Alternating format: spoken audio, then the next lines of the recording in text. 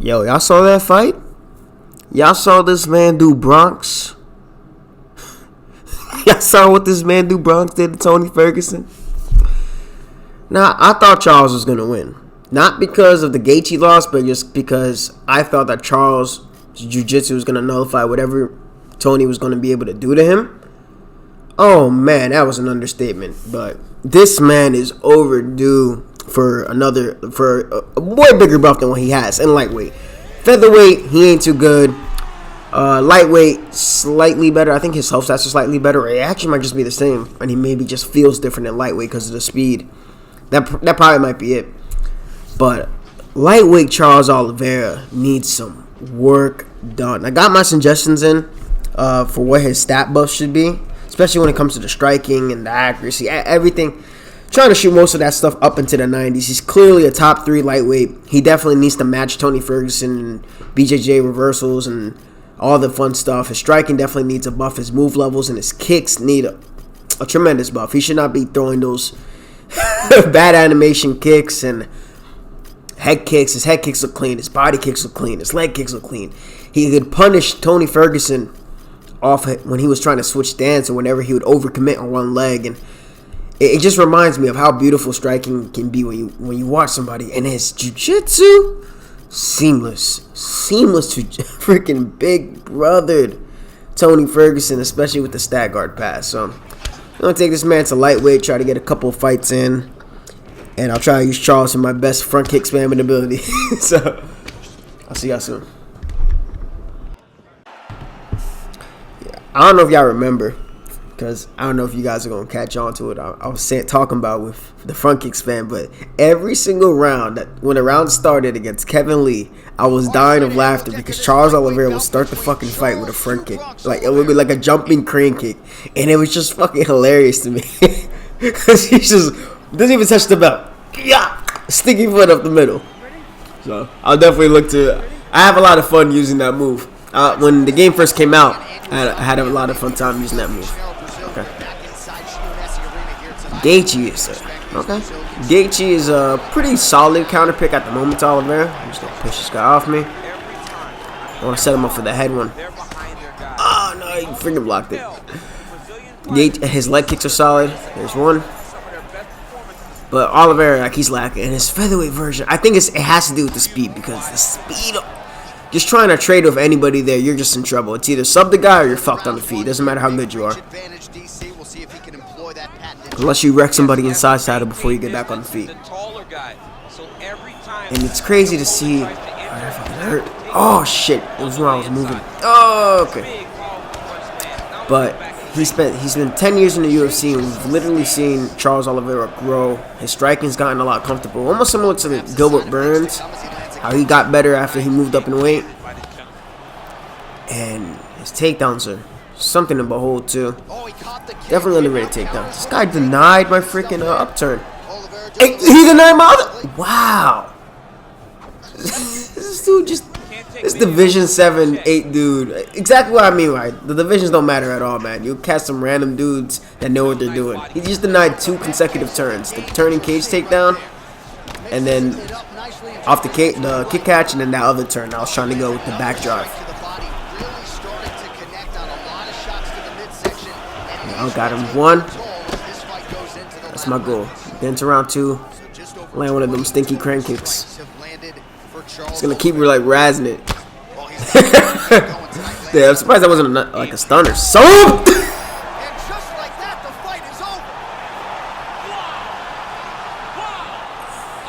bro, when I saw his head, I thought I was gonna get hit by a fucking haymaker from hell. Holy shit! You know, my goal was to sub everybody I ran into with Oliveira. Look at that. I wasn't going to be too sure if that if the overhand was going to take his head off the center line, and it didn't. Oh, man. R.I.P. Gaethje. R.I.P. Oliveira's model looks good, too. Wow. Okay. Less KOs. Let's try to go for more subs. Wow, that was sick. Alright, we're going to go back to searching. Jesus, drop a like for that one. Kind of sucks for Charles that he's in the position he's in. So we obviously know Connor and Dustin, another Gaethje. Conor and Dustin are gonna fight in January, I believe 22nd, right? The 22nd, and I'm hoping they don't make that fight a title fight. As much as it would, I know for Conor, they'll definitely love to do something like that.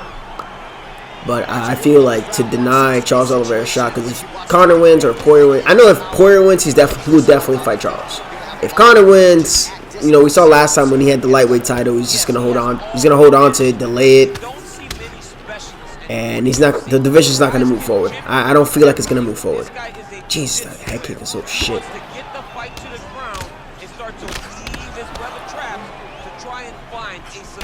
It is rough. Rough to try to strike back with Charles against anybody that's faster. If they know, man, you're in trouble. But to deny this man of a title shot, and it kind of sucks because this motherfucker just slammed me. And you got up? What was the reason? Whole fucking point of that takedown for what? Do my eyes deceive me? Did this man just go for... He's going for the signature. Alright. You've definitely just redeemed yourself for getting up after you taking me down. Obviously, I don't blame you because I have Charles. At least I have the 98 submissions here. I think he's going for the signature overhands and the signature hooks. I respect it. I respect it.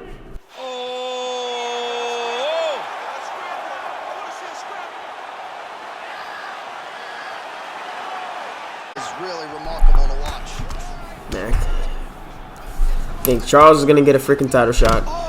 I just got flying need. And Tony, man, he should have never got that. Look at this guy with the signature block. I respect that. I like seeing somebody try different things in the ring. That makes the process a lot more enjoyable. But, yeah. I just keep thinking about, man, Charles, he's on an 8-fight win streak. Similar situation. An 8-fight win streak, hasn't gotten a shot yet. He got his marquee win. And I just feel like we can't do jiu-jitsu. We can't do Tony Ferguson's introverted Brazilian cousin dirty. We got to give him a title shot. It doesn't matter against who it is. He needs to get a title shot. Everybody else can wait. Everybody else can wait. Conor's at number 5 now, lightweight. Oliveira's at 3. I think Poirier's still at 4 or 2 or wherever the hell he is. This man doesn't have stacked? Oh my god. Come on, EA. He stacked the fuck out of Ferguson. Yeah, he was big brothering him with the stack, bro. And he doesn't have stack guard from full guard. Come on. Come on. This guy should have all of that fun stuff. Good body cross. Yeah, pull counter isn't going to do much. See, that's a bad habit from UFC 3 that I have. I'm so used to people like still staying there because the block is so strong back then. Gotta hurt him. Just throw him there. Push him back. And I'd fire back like a 4-piece when I don't need to. So that's a bad habit of mine that I gotta break. The fuck is Marshall's name? Part of it is that I actually have to find some motivation to try. Yeah. Oh yeah, we know what that conversation's about. Oh man. Oh, yo. Oh. I'm hurt.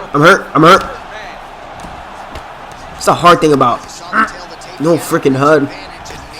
It does, it does force me to be a lot. Look at the signature block with the overhand. Yo, dude, don't let nobody stop you from doing this shit, bro. Damn, the Rolling Thunder. I like this guy, bro.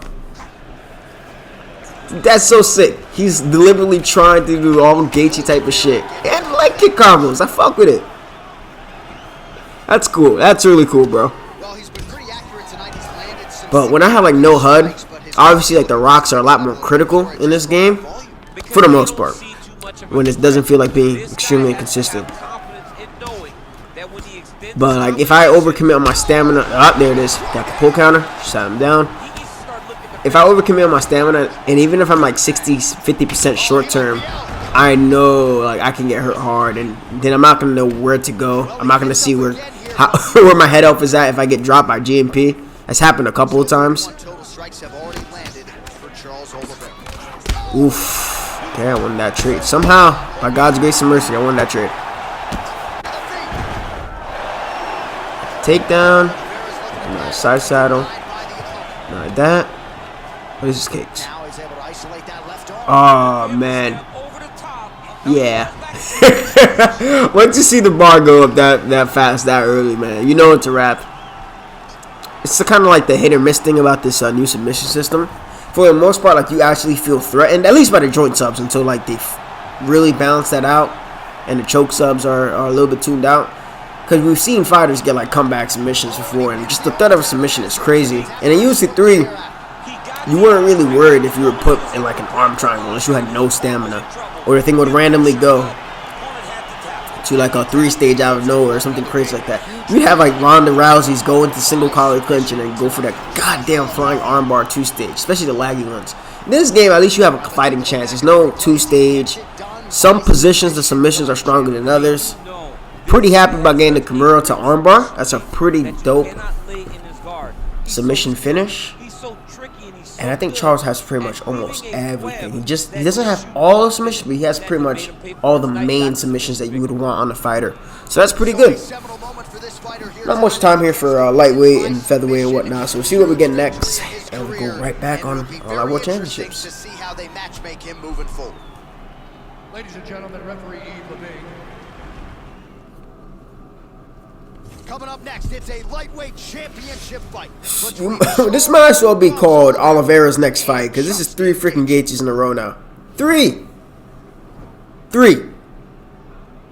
Why is everybody choosing Gaethje against Oliveira? I have no idea.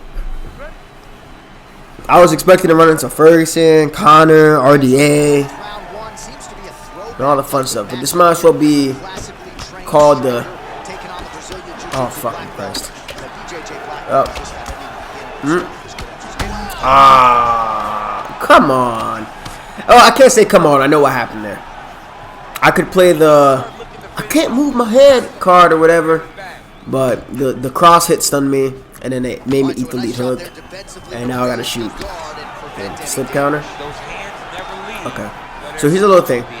Alright, so I just got dropped. It's cool. There's a minute left in the fight. When you see somebody that's ducking like this, I know ideally you'd probably start wanting to throw uppercuts, but it could be that he's just preemptively moving aside. You see that? I didn't do anything crazy. He ducked not too long ago. And myself, I have to kind of get rid of this issue too. Sometimes I'll preemptively sway and I'll sway into a strike. So what I'm going to do is I'm going to start trying to delay my timing and like try to figure out his rhythm and just try to interrupt his rhythm. See that? He's ducking for everything. Wait, I don't want to exchange too long with Gaethje, because Gaethje obviously has that crazy power. I just want to mix in the grappling as much as I can. I ain't denied that. I'm so happy that I added that in, I'm not going to lie. See that? It's like 1, 2, 1, 2, 3. If Oliveira's freaking head kicks were better, it would have landed on the whiff. Both fighters hanging down in the pocket and both landing. Gotta take my own advice and not try to force any counters. That's another thing. Oliveira, when he fought Ferguson, he came out like he had a game plan. He knew what the game plan was, and all he knew that he needed to do was just execute the plan. No worries, no concern. He is deceptively strong. He's one of those like like in wrestling, call him those strong ass noodles of doom, because he looks like really skinny, but he's not really skinny. He's just like lean muscle, and he just fucking powerbomb Tony shit. 90 seconds to go in round 1. Right. Trying to force that pull counter. It's forward. It's ass though. A little bit too close with that pull counter, so it's not gonna do much. Alright, short term block slow.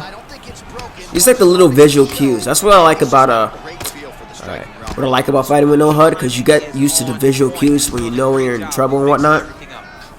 Uh-oh. Alright, there it is. I got the drop. Sometimes it lets you jump, sometimes it does.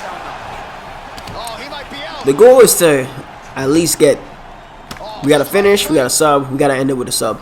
Gotta at least end it with a sub. So overhand for good measure. Try to get another sneaky head kick in. And we're out of danger.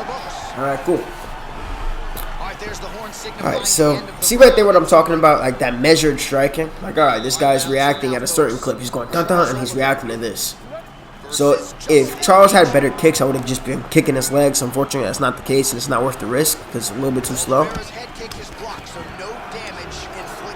And I'm just gonna mainly camp my high block because now he goes to my body, but it's not really telling me that he's gonna actually do anything with it. Right there, I'm gonna catch him with the pull with the jab. There's the front kick.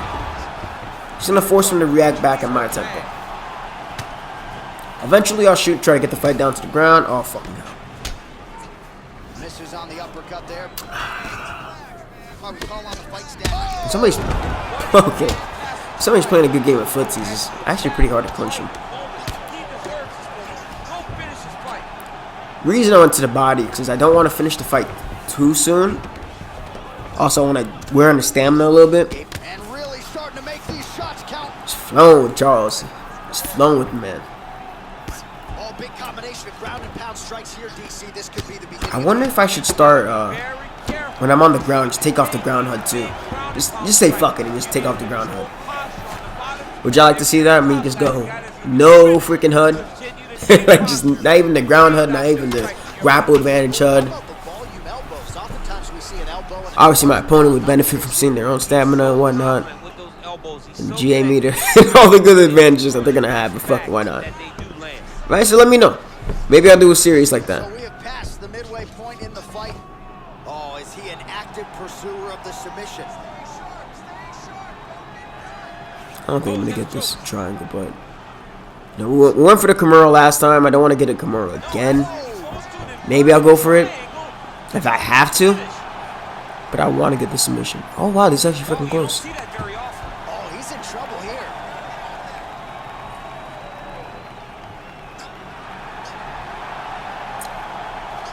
Nope. I fumbled. Shame. Nothing but shame. So on top. See, he doesn't have the leg lock from there, but he has this. How about the speed on that reversal there? I mean, I know you can get out of some bad spots, but not with that type of speed. You cannot allow him to get leverage on the bottom. What a sweep. See where he's gonna go. Nope. Pretty good work with the Doesn't have the leg lock from full guard. Gaethje's lower jaw looking extremely swollen now. Oh, some big punches raining down here. Alright, let's go for the armbar. Now the guy's got armbar. Oh yeah, I don't know how I could not bring this up. Y'all saw Tony's fucking arm? That dude willed himself not to tap. I would have tapped. I think anyone in the world would have tapped except Tony. He showed incredible levels of toughness against Gaethje, and from a striking perspective, getting his head beat in. No, Oliveira and Gaethje did similar things, interrupting Ferguson as he was moving or punching him when he's overcommitting on one leg or just trying to reach a little bit too much. But the defense from Ferguson and his willpower not to tap, especially when Oliveira just did like that cool stuff and put the wrist in the armpit. Oh boy. Ooh, wait. Go for this up. It's just, the willpower is just absurd, man. I don't know what they're going to do with Ferguson now. You know, former interim champ. He obviously should not get cut, but he is 37. And obviously there's been concerns with his health. I'm sure you guys know about what happened like 2 years ago when he went a little bit cuckoo. So, you know, I would like to see Tony against... Who would Tony fight? Dan Hooker. Absolutely. Definitely Dan Hooker. Like, it's a make or break fight. Come on. Get in my guard.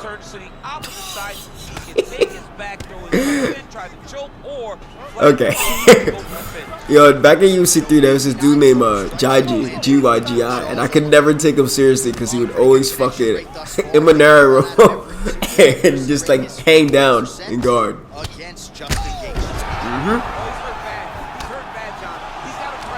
Oh boy. 2 minutes left to try to get the sub. Jesus, man. These slip hooks are fucking oh my lord. Backside, sub here. It's a third choke! He might get a finish here. Yo, this thing is moving up hella fast. Oh, say less, yo. This is gonna. Yo, say less. Say less. We about to get a Darce choke finish if I finish. We definitely about to do this. That is probably the best choke sub right now. Wow, let's go. A Darce choke finish the fight. Have y'all seen that? Because I don't know if y'all seen that. I don't know if y'all know about that type of stuff. No. But definitely, I can't wait. I sent in my suggestions already for Charles to get his buffs. That man has been long overlooked in this division. And I can't wait for EA to do some justice and put some respect on this man's name.